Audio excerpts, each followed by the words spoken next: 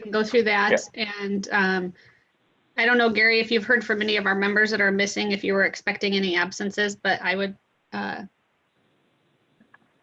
Yeah, no, I haven't heard of anybody planning on being out, but I can do a quick roll call if you desire. Okay, that'd be great. Okay, so I'm just going to go down the list as I have it. So Mark Canale, Margaret Brum. Here. David Rayomi. Here. Dan Immendorfer.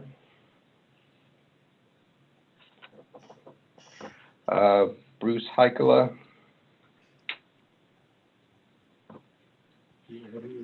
Leslie Hartman. Here. Brian Cherry. Here. Jim Hewitt. Here. Steve Adamini.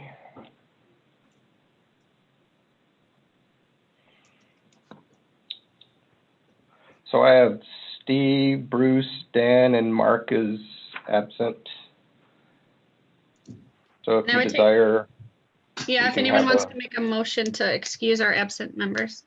I'll make a motion to excuse the absent members. I second the motion, Madam Chairperson. Thank you. And all those in favor, please say aye. Aye. And anyone opposed? Okay, motion carries to excuse our absent members as Gary read off. I know everyone's got our agenda. Are there any additions or changes to the agenda before we move to approve this? No, nothing. Okay, then I'll take a motion to put forth our agenda. I make a motion, Madam Chairperson, to approve the agenda as written. Thank you. I'll support. Thanks, James. So all those in favor of moving forward with our agenda as president? Aye. Yes. Okay. And anyone opposed? Okay, motion carries. Thank you. We do have a couple new faces to welcome today. So I want to take a moment. We have a new board person, Jim Hewitt. Jim, do you want to take a moment to introduce yourself to our board? Sure. Thanks for having me. And yeah, I'm born and raised in Marquette. Graduated from Marquette Senior High School, graduated from NMU. I work for the Minor State Bank as a mortgage lender. I've been on the Marquette Area Public School Board for the last 6 years. And my wife's a third grade teacher. I have 3 kids, 5th, 2nd, and kindergarten. So. Well, we're very excited to have you. We appreciate you putting the time and joining our board. I know we're kind of short on time. I don't know if we want to do brief introductions, or Gary, would you rather us wait for a later date when we're maybe all present? It's up to you, Leslie. However you want to play it is fine. Okay, I guess we can just go around and at least introduce yourselves, board members, with your names. And so who wants to go first? Margaret Brum here. Born and raised in Marquette, graduated Parkview, Grayberet Junior High School, Marquette Senior High School. Went to Michigan Tech and then to University of Michigan Law School. I'm a registered United States patent attorney, which is why I'm on this committee, since it deals with innovation and future endeavors. It's nice to meet you, James. Look forward to working with you. Thanks, Margaret. Brian Cherry. I am also a school board representative, professor of political science at Northern, and on the school board, obviously. Great. Thanks, Brian.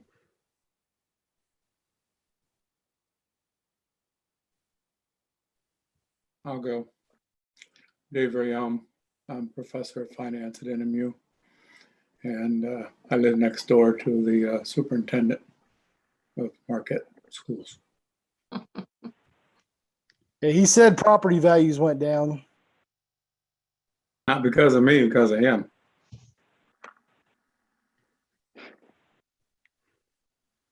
Am I forgetting anyone? And I'll introduce myself excuse me, briefly, Leslie Hartman. My oldest son was in your wife's class, so I recognize your name and family. And I have 4 children. My husband and I have a therapy clinic in town here, and I've been in the UP for 13 years. So got here as quick as I can, I guess, as they say. So that's that. And then also I'd like to welcome the new Smart Zone CEO, Joe Thiel. I believe everyone's had a chance to meet Joe, but I think this is his first official meeting with us. So I wanted to welcome Joe. And Joe, if you'd like to say a couple words, I know you'll give your presentation later on in the agenda, but if you'd like to introduce yourself and say hello to our board. I'd love to. Thank you, Leslie. Again, thanks for allowing me to be here. I'm back home. Wasn't born and raised here, but I do believe since the first time I stepped foot in Marquette, I felt at home here. So I'm really happy to be back. Really amazing things happening. We'll talk about it later in the presentation here at the Smart Zone. Really great program. Really great stability you guys put in place for me here, building the base for this organization. So I really want to thank you for that. It allows me the freedom to be very creative and working with a lot of clients and a lot of students here. And so you guys have done an amazing job getting the structure underneath this organization. So I really want to thank you so much for that, working with Ray and others who were in my position before. There's a lot of great things to come here, you guys. It's really, really exciting. So thanks again. I hope you guys enjoy my presentation tonight. I don't know how much time I'll have. I have a lot of information. Well, let's see how much time we can leave. I think we have just a couple big things to get through, and then the floor will be yours, Joe. We have to go pretty fast, but I will share it with you guys after too, so you can take. Great. Thank you. And then public comment. I know we do have a few people joining us tonight, so everyone has a chance to speak for 3 minutes. So if anyone wants to make any public comment, we can open that up now. Okay. And then moving on to our new business, everyone should have received with the board packet our July meeting minutes. I'd like to make sure everyone has received that, and if there's any questions or any modifications we need to make, and if not, I'd take a motion to approve the minutes, please.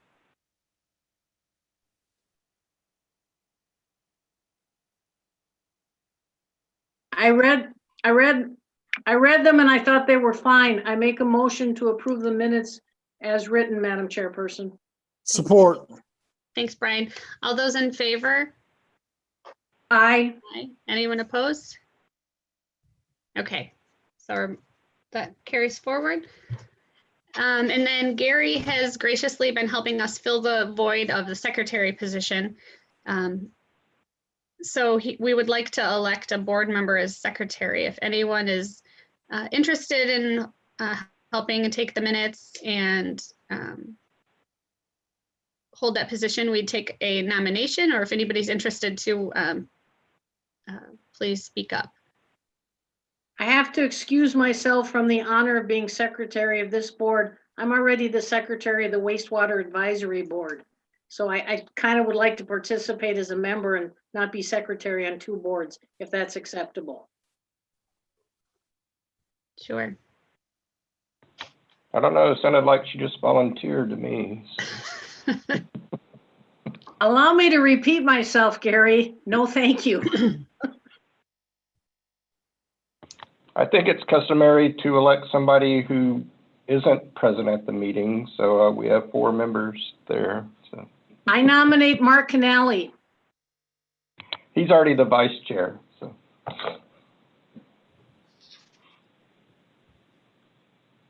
So that leaves Steve, Dan, or Bruce.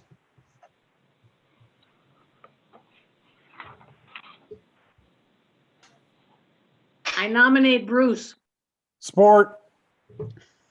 Okay. All those in favor? Aye. Aye. Aye. Anyone opposed?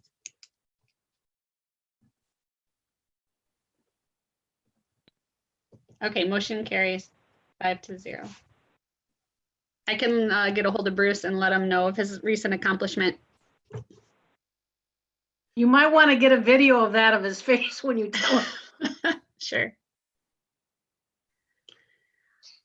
Okay, then our next agenda item is a new project, the UP State Bank project, which Gary did forward some information on. And we also have Sherry Davy from the Brownfield Development with us here too, I believe, to kind of answer some questions and go through the project. Gary, should I turn it over to Sherry at this point, or how do you want to proceed with this item? Yeah, let me just set it up for a minute for those Yeah. people who do not know. So the TIF for the smart zone, sorry, I was forgetting which meeting I'm in. The TIF for the smart zone really is the entire city limits. We did carve out certain sections of the city for those that had large tax tribunal cases against the city, and for those brownfield projects that we knew about that were already in place or we knew were going to be in place. So the smart zone TIF was set with those restrictions, and then as the brownfield comes up with other projects, in order for their projects to work, they need the full TIF revenue. So this is just kind of more of a housekeeping kind of a thing, but to keep it all legal, the brownfield has to request from the LDFA to relinquish the rights to the TIF for certain properties. And a project has come up. This would be the second one. There was a previous one, which was, Sherry, help me remember, was that The yeah, participant, I believe. Yeah.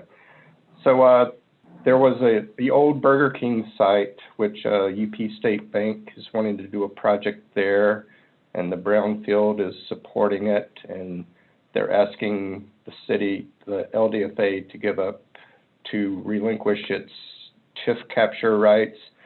The LDFA will continue to capture the baseline. So what the LDFA will be giving up is any increase in taxable value, which I included an email from the city treasurer, just kind of giving a brief estimate, ballpark estimate of what that amount will be for the next, 15 years or so. But I'll let Sherry address anything. If you have any questions, please feel free to ask.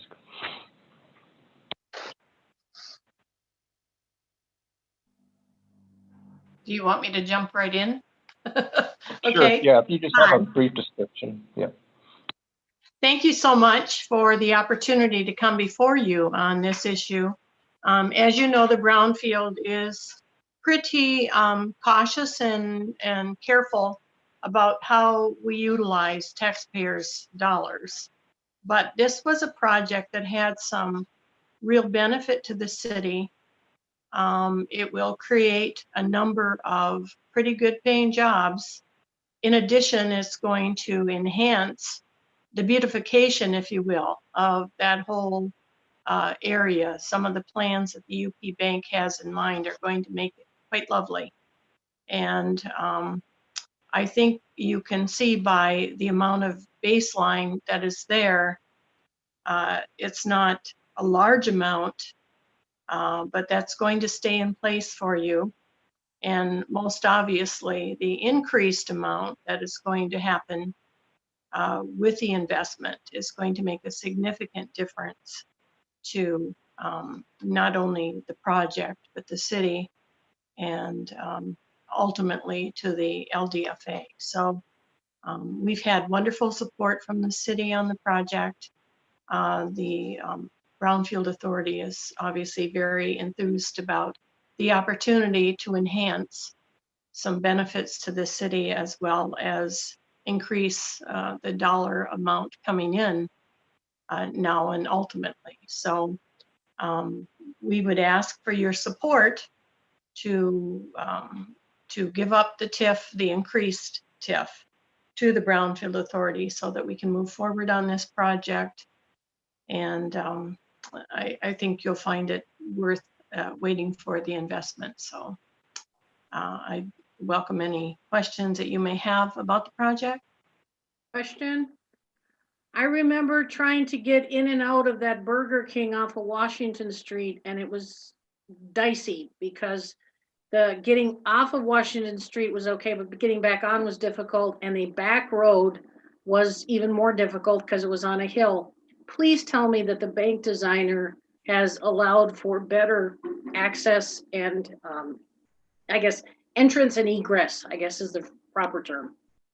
I believe they have, but I'd be happy to share some of the drawings that they have in their artist concept so you can get an idea of what it is they're doing. I know they're doing more of a setback, but the footprint of the project doesn't allow a lot, but we also wanted to and encourage them to look at the back side of the property, the access to the walking path, some of the natural elements that are there that draw people that could use a little bit of a, a park bench or a whatever to kind of make it a little more pleasant, a little more usable. But I'd be happy, Margaret, to share that information with you. But yeah, I think it'll definitely be an improvement.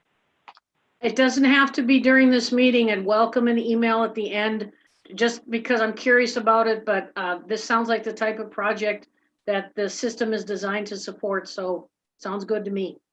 Thank you. Any other board discussion or questions?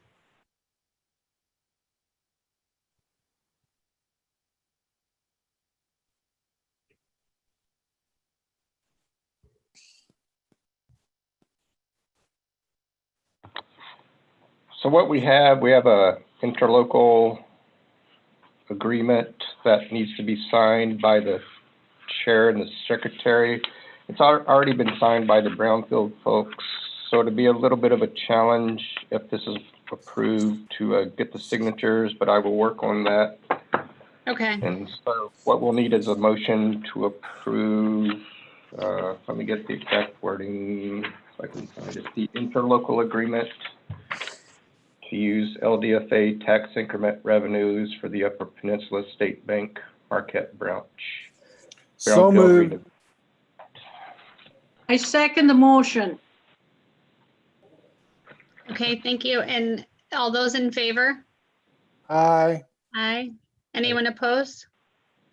Okay, motion carries.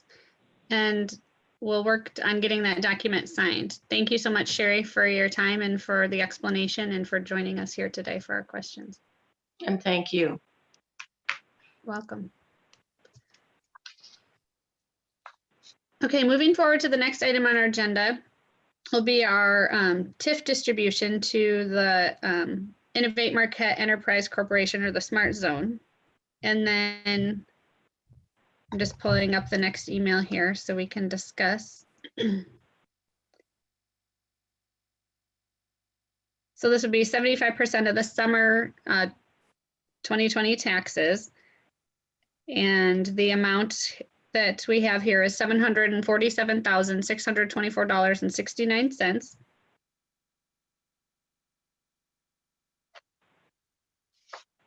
Does anyone have any questions or comments?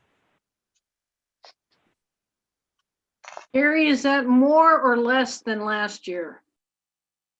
It's more than last year. It's still behind, a little bit behind original projections, but it is starting to catch up. So that's good news. My only question was, is the percentage always constant? Does that ever fluctuate? As far as the distribution, we do 2 distributions per year. At the last meeting, we do 25%. And then in the October meeting, we do 75%. And then the amount fluctuates just based on, the tax capture, which is anticipated it will increase every year. And so far it has been.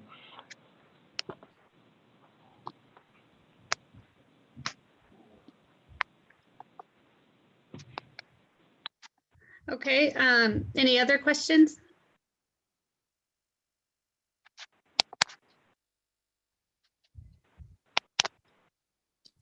Okay, then I could take a motion to approve the distribution of these funds to the Innovation Marquette Enterprise Corporation, the Smart Zone. I so move. Thanks, Margaret.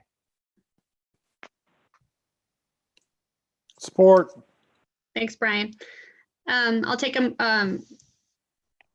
We'll take our votes. All those in favor, please say aye. Aye. Aye. Anyone opposed? So, So can I just ask a quick question to Joe or Paulette? I do have the check. I have a meeting right after this one, so I won't be able to drop it off. But tomorrow, are you going to be in your offices tomorrow? Or you can shoot me an email or call me if you want to. But we can work something out. I'll be here all day, Gary, so if you want to stop at any time, I'll be here the whole day. Okay, tomorrow, does that work? Yep, I'll be here all day. great. Okay, I'll be there. Thanks, Gary, for taking care of that. Excuse me, I'm remembering last year when we did this in person, I have never seen a check handed over so quickly in my entire life. It was like it was on fire. So when he says he'll be there tomorrow, you might want to turn the light on at 4 a.m. I mean, I'm just saying the guy's going to be there. Perfect. I'll have a smoothie waiting.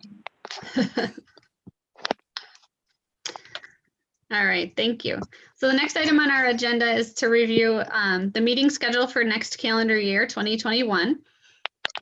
The proposed dates are January 19th, April 19th, July 19th, and October 18th. And we've been meeting at 4 p.m., so I would propose we do something similar that seemed to be working best for our schedules. Does anyone have any conflict with those dates as it stands now? Okay, then I'll take a motion to approve our calendar schedule for next year. So moved. Then I'll second it. Thank you. All those in favor? Aye. Aye. Anyone opposed? Okay, thank you. Motion carries. Okay. The next item on our agenda is the updates from the Smart Zone, the financial update, and then the operations update. Katie's probably had her baby at this point. I had forgotten about that.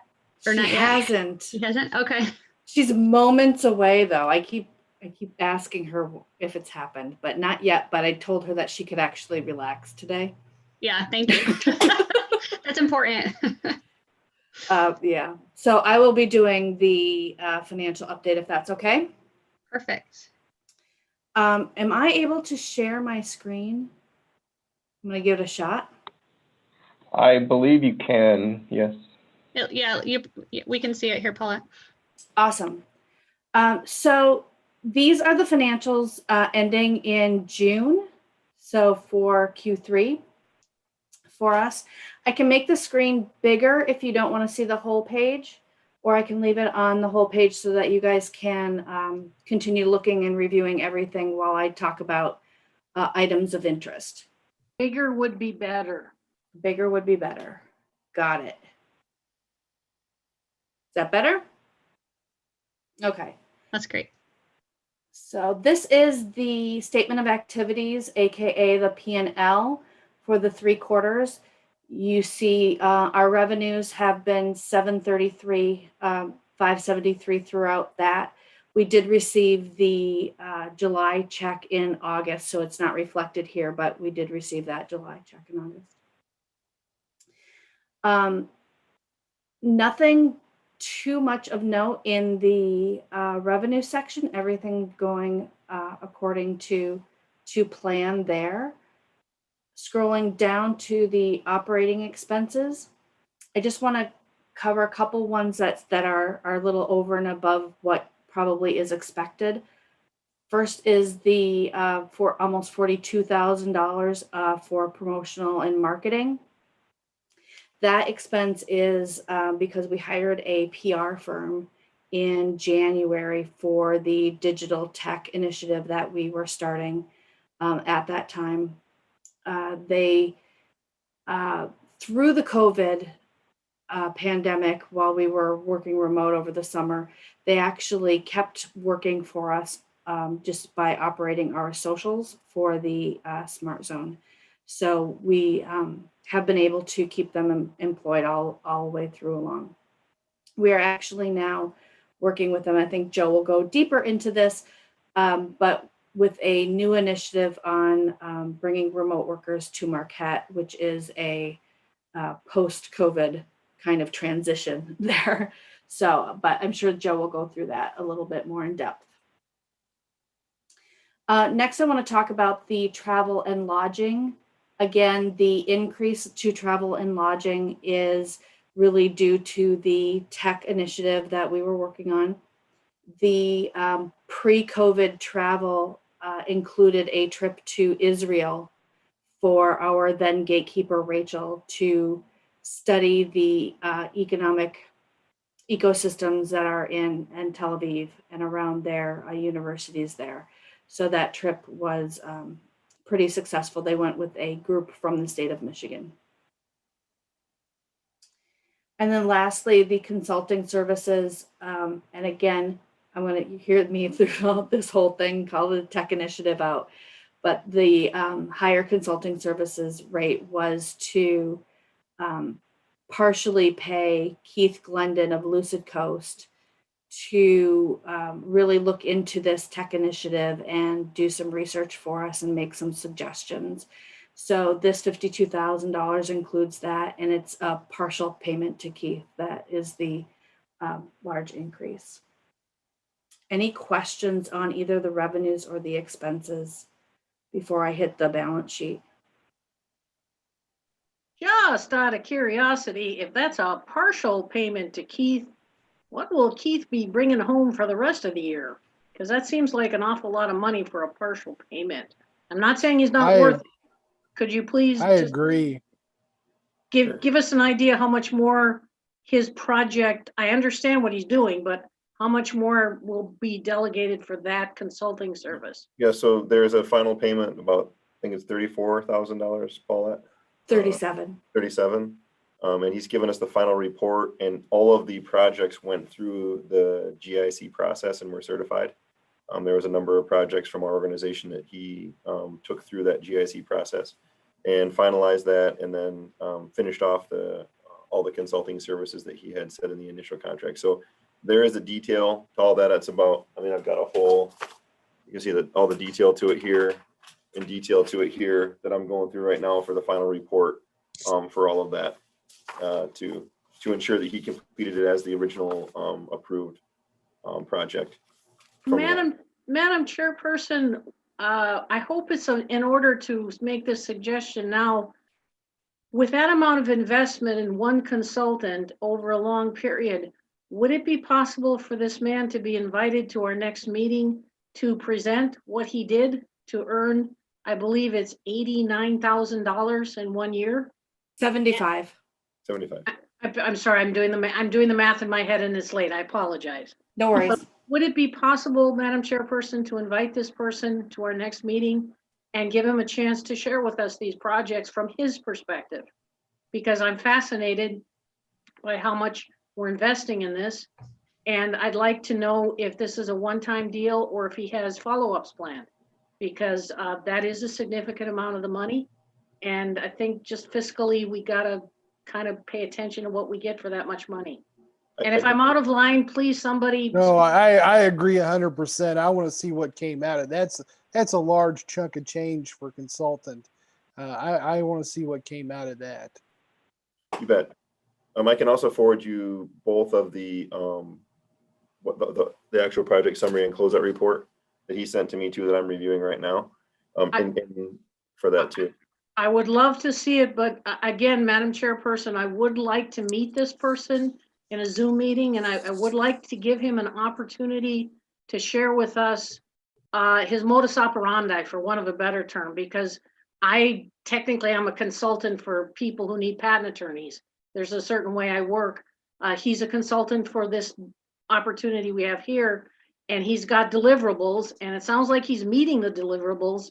But if somebody stopped me on the street and said, how come we spent that much money on this gentleman? I couldn't tell him. So could we invite him?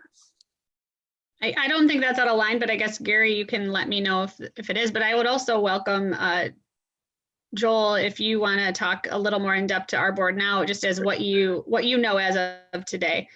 Yeah, so the original project was for them to do multiple services for us, actually. Originally it was for them. And I took this on like 3/4 of the way through the project. So I had to do a lot of back work to kind of figure it all out. And I spent a lot of time with Keith over the last I don't know, 4 weeks, 5 weeks to really zero in on make sure that the deliverables were there. Just because this has to go through all of our finance committee and it has to be approved by them and all of that. So I wanted to make sure that I had all my ducks in a row and understood it well. So initially, he was set forth to put together a technology initiative for the ecosystem here in Marquette. What is the technology ecosystem here in Marquette?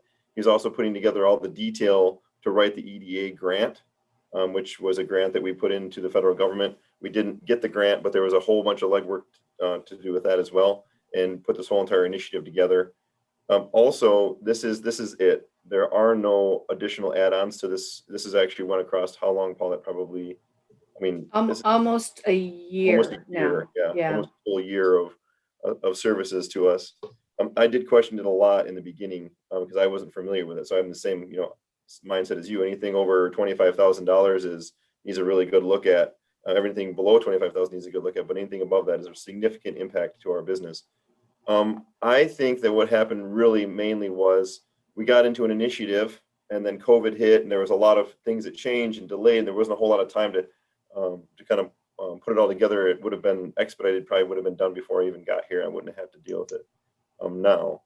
So I believe personally that Keith has delivered on putting together an initiative, finding and becoming the only GIC representation in the United States. So GIC is a Stanford program for innovation. And what we wanted to do was we wanted to really build a strong program for innovation and see what was the best out there pretty much in the world. GIC is that program. He then took multiple of our projects. It was 6, I think. It was 6 to 10. I think there was originally 10 and it wound up being 6 total. Sponsored them in the GIC process with the funds, and you'll see there's a huge investment from him back into this too. To then, and you'll see that in the metrics later, to then take those projects through the GIC process and get them certified and ready for investment to build businesses in the local area.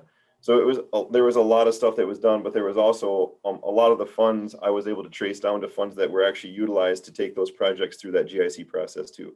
And he is right now the only GIC certified site in the United States here in Marquette.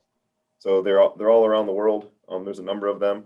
It's probably the highest level accelerator and incubator for innovation that exists out there today. And we now have a local GIC certified individual who works, can work directly with us. He also started the Campfire Co-works as part of it. It's a co-working space downtown near his office there.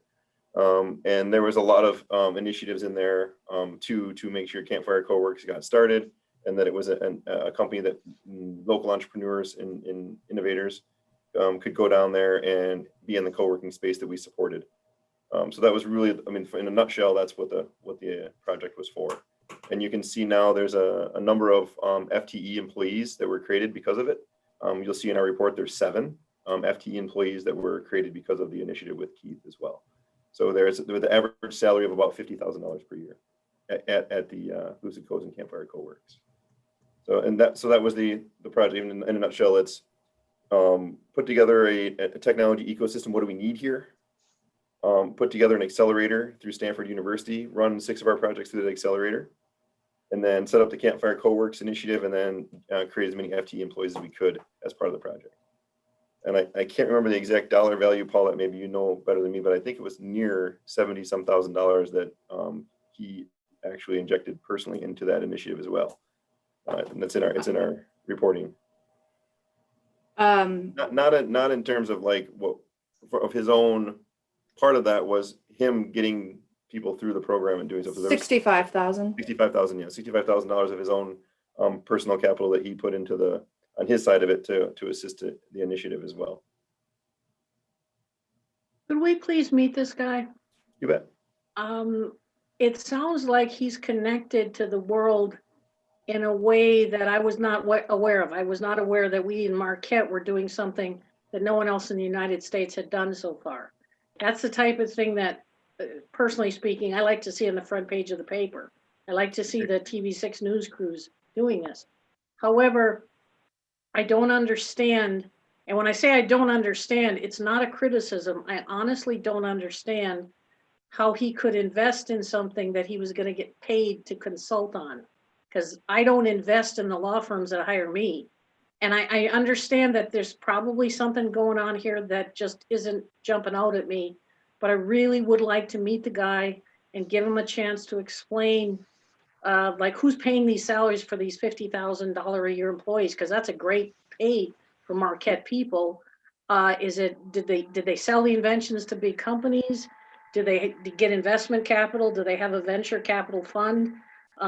What grant did he apply for? And are we going to apply for it again next year? That sort of thing. I mean, I really think since we've invested in this gentleman and it sounds like he's been super busy, that it's time for us to meet him and give him a chance to talk to us about what he's been able to do and what he envisions that he could do in the future. Yeah, I did notice in a couple of LDFA board minutes that he had been at 2 different board meetings with the LDFA previously till now, to explain the program, I believe. In the last year? Yeah. I don't remember him. Yeah, it's okay. I remember he was at one of our in-person meetings when we were at the Invent and Smart Zone office, but I can't recall the date. But I do know, I know he's met with us. Well, it wasn't this year. I feel better then. It wasn't this year. But let's make it this way. Okay, he's met with us a few times. We have new members. We have a new manager. Let's bring him in again and give him a chance to show us what he's been doing. I know about the working space downtown. I thought the Chamber of Commerce was running it, and then it turned out it switched into something else. But if he's investing his own money in projects that the Smart Zone is involved in as well, he's got a tremendous amount of interest in making this work. So could we invite him back? So I can tell you how that investment, just real high level, how the investment, what I'm saying is the employees are funded by the business that was created, that he created. When we invested in him as a consultant to do the services for us, part of that was to generate this co-working space and help assist him to get through that whole process. But it was his dollars that were injected into all the ancillary things to set it up. Like when the chamber kind of dissolved, he acquired the space, got it all set up. I'm pretty sure, in this conversation, I think when he'll probably tell you, throughout the whole course of it, he's probably invested a lot more than that to keep it going and keep supporting it. Probably more like $300,000, I would guess, to support it and continue to build the business. So I can actually put together some detail too, have a conversation with him and really detail it out, and then let him know exactly what you guys want to talk about. And I'd love to have him come and explain it, because it's really a neat story. And I think that he hasn't gotten the publicity that I really think that he should. I really do, Margaret. So I do appreciate that. And if you guys decide that that's what you'd like, I would absolutely love to set that up and go through it. I want to see what we got out of this as an organization, not what Keith got out of us giving him $75,000 for his organization. What did we get out of this investment as the LDFA? So yeah, I'd like to hear from this as well. I didn't realize this was that big of our piece of an investment for somebody else to be making this kind of money. So yeah, I think I need some clarification too. I honestly don't think that he made any money on it so far. I think he's probably lost a lot of money on it to this point. But yeah, absolutely. If you guys decide that you'd like to talk about it, I'd love to have him come in and tell his story. One more point, so I don't be a pest. When he comes, I'd love to see his balance sheet like this one, where we invested a certain amount in consulting, and then seeing what he invested in terms of the space, in terms of the contacts, in terms of the employees. I'd like to know how I kind of envision like a merry-go-round, money coming in, money coming out, and it's all going round and round, and it's going faster and faster. And maybe that's the wrong imagery, but it sounds like that one line on the spreadsheet really deserves its own program. And so I would like to hear from him, and I'll leave it at that. Okay? Okay. Yeah, sounds great. Leslie, shall I continue? I think so. Yes, please. Okay. I lost my mouse. Okay, so now looking at the balance sheet. The one thing of note here on the current asset list is the M-Bank checking account for $74,200. That is proceeds coming from a PPP loan that the Smart Zone applied for back in March, I think. And it's currently just sitting there. We will be planning on applying for forgiveness for that when Katie comes back from maternity leave. And then scrolling down, the other interest I think here is the board restricted EDA venture grant funds of $236,156. Those were set aside by our board to support that EDA grant application. The EDA grant application did not come through for us, so that those funds are just going to go right back into unrestricted net assets. Oh, because it was a matching grant, right? That was a Paulette? matching grant. Yeah, Okay, absolutely. thank you. Yeah. Question, did they say why we didn't get the grant? Because I know we had our heart set on that.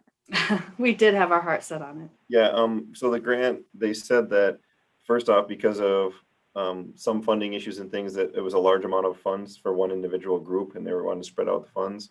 They also said that we did not define the hurdles required to develop the whole plan well enough. So what that means is basically the hurdles are the cash that was in the grant.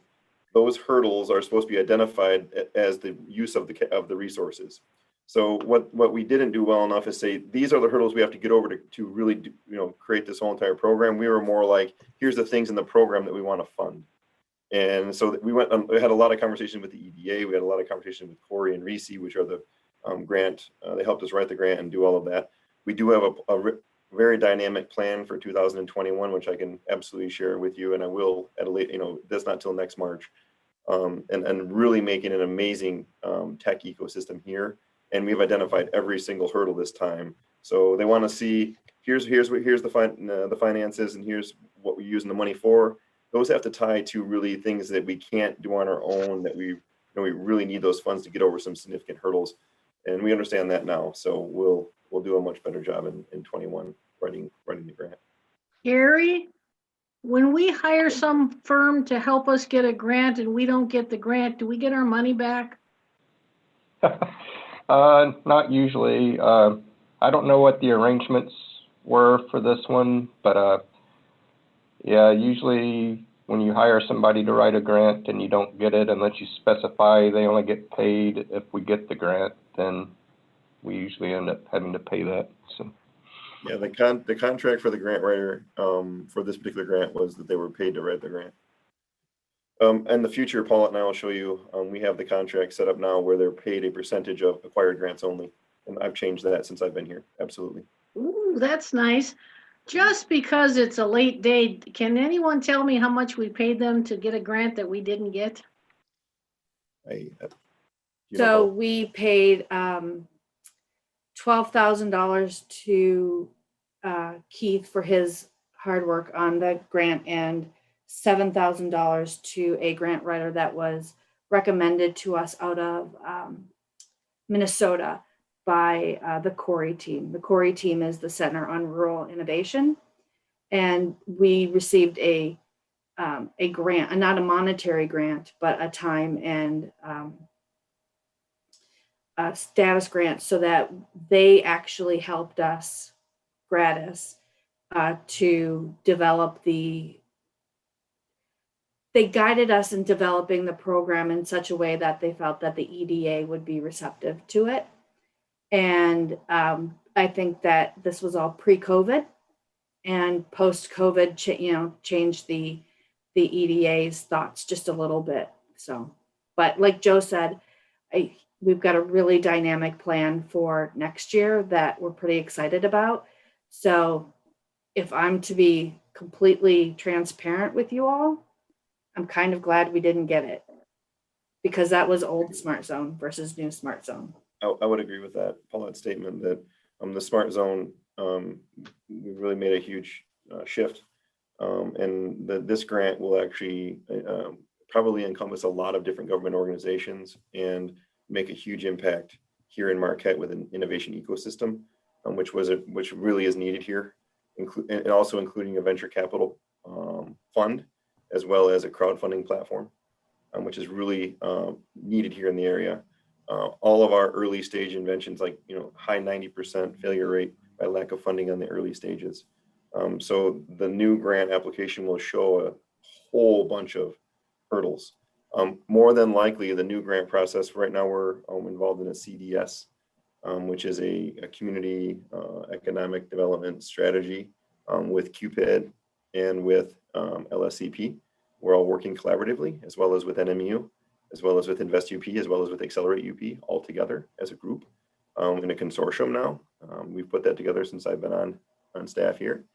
And that plan, once we complete the CEDS process, we can activate what they call an REDS, which is actually many, many government organizations, both locally, statewide, and nationally, to come in and look at our plan and find many different types of grants and funding, well into the tens of millions of dollars, to actually put a real innovation ecosystem in place here in Marquette, and within collaboration of all the EDOs in the area, which would really accelerate and solve a lot of the, when you look at the organization, there's, you look at projects that go to scale, right? The scale is the final piece of past commercialization. We haven't had a lot of projects go to scale where they become a national brand or national branded product or international. And to really do that effectively, we need to have a true innovation ecosystem here with all the EDOs working collaboratively together, as well as have early stage funding available for entrepreneurs and inventors to get beyond that first P1 and P2 stage of innovation. And those are major things that we need to get done. And those would be considered hurdles that we need to overcome to be able to get to that scaling phase and really create a lot of jobs. So we have a plan we're developing for that now. It's very detailed, and we're spending a lot of time on that. One last comment on the failure to get the grant. Everybody understands that COVID has changed all the rules. We get that. We're going to apply for more grants. You're going to be making the decision on who we hire to help us get these grants. I hire people all the time. I do it internationally. If I hire someone and they deliver, great. If they don't deliver, I do a session with them on what they did that didn't work, and we do a plan for the next time. And I make sure they know that if we're going to hire them again, it's got to work. And it's not done in any sort of screaming or yelling. It's just done commonsensically. And people can't live up to your expectations unless they know what they are, and they can't fix the problem unless they know what didn't work. So I'm hoping that you're going to circle back with these people that were recommended, and the people who recommended them too, and have one of those uncomfortable sessions where you talk about, we didn't get it, we're going to move forward, but in the meantime, this is why we didn't get it, and what are your ideas on how to fix that so it never happens again. It raises the expectations for performance and makes sure that the person you hired knows you're paying attention. And again, there's no reason to raise your voice, but this is too much money to not get something. I'm sorry, just $20,000 in this day and age is a lot of money. So that's my advice. Again, how I do my work is entirely separate from this, but you're gonna need grant writers that deliver grants. And something in the last year has changed fundamentally, and that's got to be communicated. So I'll leave you with that thought, because we did. Talk is cheap. Yeah, I do believe that too, Margaret. And actually, we found an amazing grant writer who we have right now, who we're testing the waters with, who is local, who used to work for MEDC as a grant manager. She's working for Contract manager. Yeah, as a contract. She's working with us as a contract manager and we're doing some small grants with her now. We also partnered with the grant writers that the Superior Watershed uses. Those grant writers have acquired millions of dollars for the watershed. And the contract that we're working on right now is to have those grant writers work for our grant manager in-house, so we can control the whole thing here locally, support everyone here locally. And as well as it's only based on a 5% up to $1,850 per grant they write. So never in the future will we, if we use this system, ever pay more than $1,850 for writing a grant. In addition to that, it'll only be paid to them, and they've agreed to it, only be paid if the grants are acquired. So that's where we're at. I'm in the exact same boat as you, and that's why Paulette and I have been working so hard in the last couple of months to set that program up for us here. The Superior Watershed Partnership nailed over $2 million of shore money, one of the only 2 grants in the United States that weren't on the coast, to help with the Lakeshore Boulevard Road project. And how they did that, I don't know, but another local guy, I don't know if you've met him yet. His name is Kurt Goodman. He's retired from the wastewater plant, and he was famous for nailing grants for the wastewater plant, state-of-the-art equipment. He's local, he's retired, and I know he'd be willing to take your call if you were interested. And I offer, again, you're in charge. You got good people lined up, but Kurt Goodman is alive and well. And he was able to work magic with grants out at the wastewater plant. Awesome. Okay. Yeah, I've got that written down, so that's perfect. Hey, this is Gary. In less than 7 minutes, we got to be off the call. Joe, you still haven't given your presentation. I'm just wondering if Paulette, if you can just email me your financial report, and I'll make sure everybody gets that. And Joe, if you have a report I can email out, that'd be great. But in less than 6.5 minutes now, I know I have to be off the meeting. And we have a couple members that have a school board meeting tonight too. So yeah, everybody's so got. I apologize. Yeah, we knew coming in this would be a tight agenda, so I apologize to cut anybody off. But once I get the information and send it out, if you have any questions, you can send those through me, and I'll make sure they get answered for you. But I think for now, and Leslie, if it's okay with you, if maybe Joe could just spend maybe 5 minutes giving a brief report.